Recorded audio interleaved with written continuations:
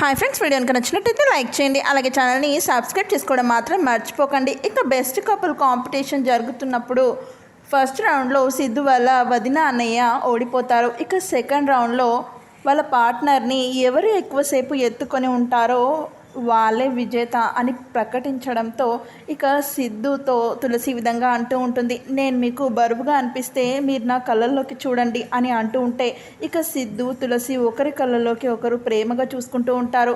ఇక కనిష్క తులసి సిద్ధు ఎలాగైనా ఓడిపోవాలన్న ఉద్దేశంతో ఇక తన ఫేస్కి ఒక లైట్ని వేయాలనే ప్రయత్నంలో ఉంటుంది. ఇక ఇంతలో అక్కడికి ఖుషి తనకి అడ్డుగా రావడంతో ఆ లైట్ వెళ్ళి జై కంట పడుతుంది. ఇక జైకి ఆ లైట్ తన కళ్ళల్లో పడగానే ఇక ఇంతలో జానుని కిందికి దించేస్తాడు. ఇక దీంతో సిద్ధు తులసులు ఆ గేమ్లో విన్ అవుతారు.